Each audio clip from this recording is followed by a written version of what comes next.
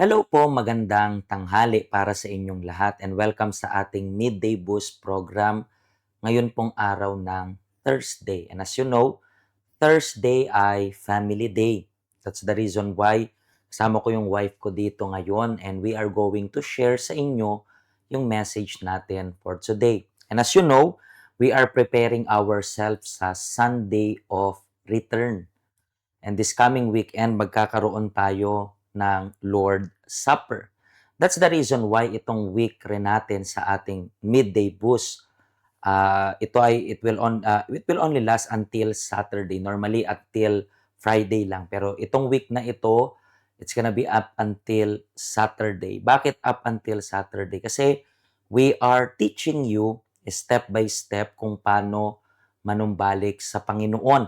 And talking about yung panunumbalik sa Panginoon, let's recap lang kung ano yung verse na binabasa natin. We are reading itong verse na to kasi yung 7 steps kung paano tayo bumalik sa presensya ng Panginoon ay nakasulat dito. Alam ko po hinihimay-himay natin siya, pero let's recap. Pero if ever po na hindi nyo pa po na panood yung part 1, 2, and 3 natin. So, meron pong kayong opportunity na mapanood yon sa ating YouTube channel. And we spoke about itong verse na ito na nakasulat dyan. Kaya nga, mga kapatid, mayroon na tayong lakas ng loob na pumasok sa dakong kabanal-banalan sa pamamagitan ng dugo ni Jesus. Naalala niyo po na yun yung first step, di ba?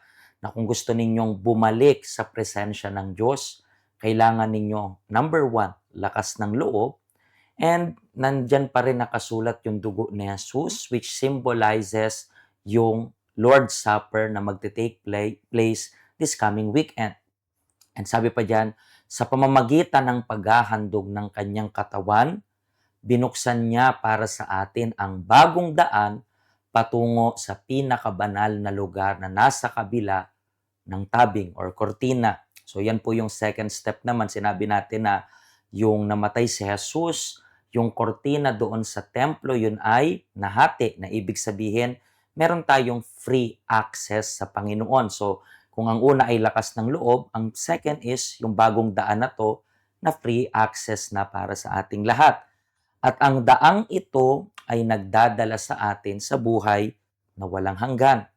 And yesterday, pinag-usapan natin ito. At dahil mayroon tayong dakilang punong pari na namamahala sa pamilya ng Diyos. Ang step 3 naman, dapat nating maintindihan na meron tayong punong pari. Hindi nyo kailangan ng pastor, hindi nyo kailangan ng pare, hindi nyo kailangan ng sino-sino mang ministro para makalapit sa Panginoon. Ang kailangan ninyo is yung punong pari, dakilang punong pari. Sino yon? Si Jesus. So, meaning to say, kapag magpipray tayo, tayo dapat ay gumamit ng pangalan ng Panginoong Jesus. At today, pag-usapan natin itong step number 4. Let's read muna lahat. Sabi dito, lumapit tayo sa Kanya ng may tapat na puso at matatag na pananampalataya dahil nilinis na ng dugo ni Jesus ang mga puso natin mula sa maruming pag-iisip at nahugasan na ang mga katawan natin ng malinis na tubig.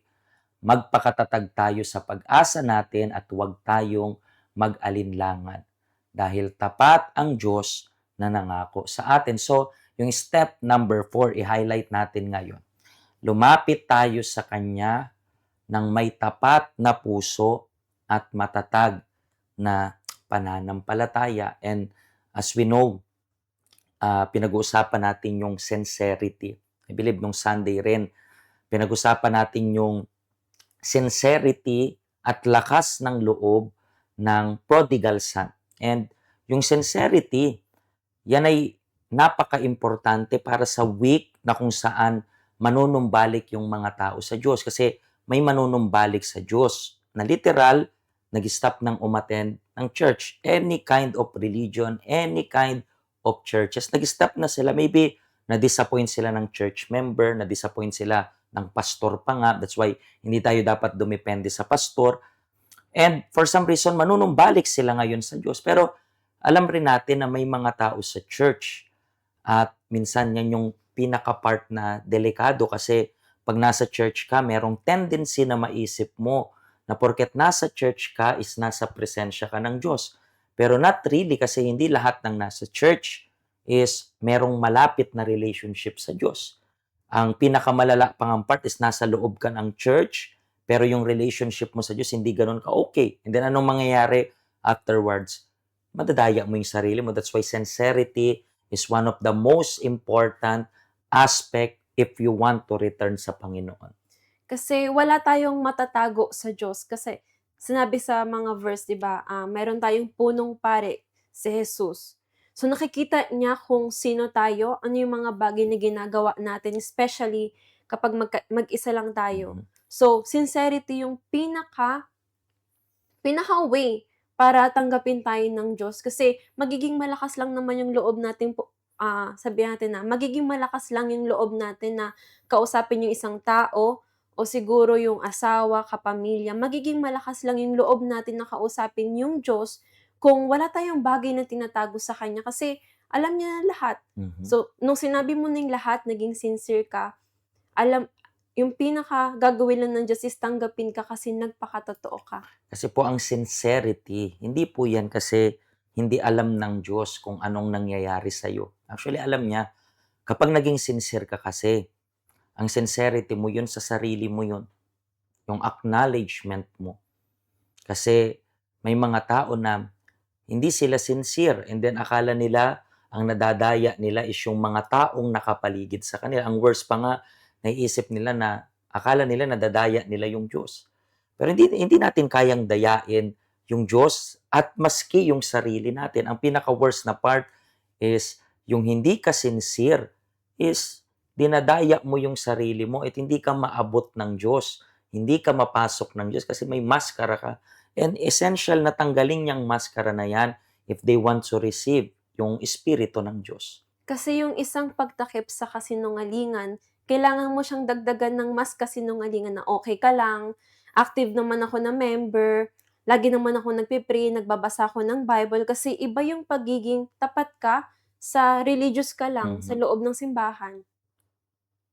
And itong pagiging totoo or sincerity, alam niyo po kung ano yung kabaliktaran ng sincerity. Ang kabaliktaran ng sincerity is hipokrito, plastic.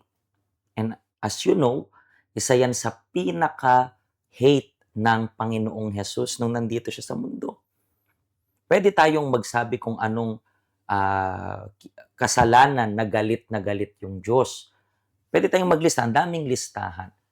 Pero kung titingnan natin, habang nandito si Jesus sa mundo, kung ano talaga yung pinakagalit na galit siya, ano yun, sa mga religious na mapagpaimbabaw, ibig sabihin hindi sincere. So, hindi tayo dapat maging ganyan. Di ba nga, merong part sa service natin this coming weekend na kung saan aakyat kayo sa altar para i-sacrifice yung buhay nyo. Literal, aakyat kayo sa altar, di ba? Wala na daw tabing, wala nang kortina, at meron kayong pinakapunong pari. Aakyat kayo sa altar if itong week na to na-realize ninyo na ang layo-layo ninyo sa Diyos. At ang tanging way para po kayo ay makabalik sa Diyos is sincerity.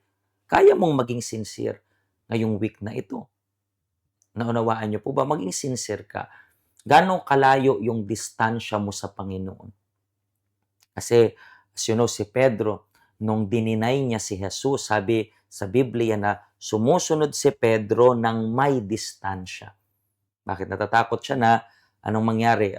Tanungin siya ng mga gwardya and then singilin siya ng mga gwardya. So, yung pinaka-interesting na detail doon is sumusunod siya kay Jesus ng may distansya. At yan yung pinaka-delikado. Kasi meron kang thinking na sumusunod ka pero may distansya, pero hindi naman malapit. So, hindi po sapat na nasa pintuan ka lang ng langit. Dapat makapasok ka sa kaharian ng langit. At ang tanging paraan niya ng unang step, lagi is yung sincerity. Kaya nga yung step number 4, para makabalik tayo sa presensya ng Diyos, ay sincerity.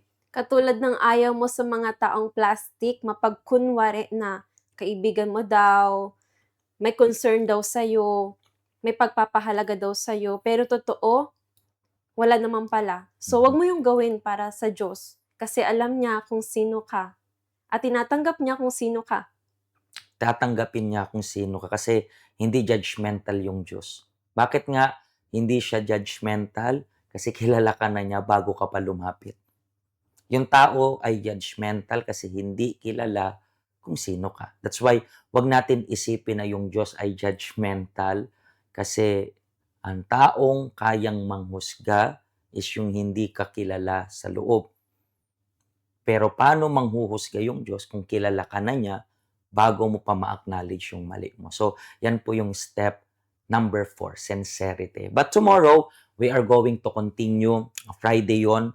That's not gonna be the last program kasi may Saturday pa. Actually, sa Saturday, maikli lang just to prepare you para sa weekend na to. Huwag nyo rin pong kalimutan na ngayong weekend magdala ng tinapay ninyo, which we are going to bless yung tinapay ninyo, symbolizing na hindi tayo magkukulang. Ito po yung ating address ngayong weekend na to. And nandyan po yung ating information ng schedule, ng address, and yung helpline natin. Feel free to contact us if ever meron kayong tanong na kailangan masagot. Okay? Please pa-share po nito para sa lahat. Siguro nagtatanong po kayo, Pastor, ako naman, kailangan ko pang bang bumalik? Hindi naman ako malayo sa presensya ng Diyos. So kung alam mo talaga, you are being sincere na hindi ka naman talaga malayo sa Diyos. So tulungan mo kami na i-rescue yung mga taong malayo sa Diyos. Magpagamit ka sa Panginoon at tulungan mo kaming ipag-pray na lumapit yung mga tao sa Panginoon. Okay? Pagpalain po kayo ng Diyos hanggang tomorrow once again.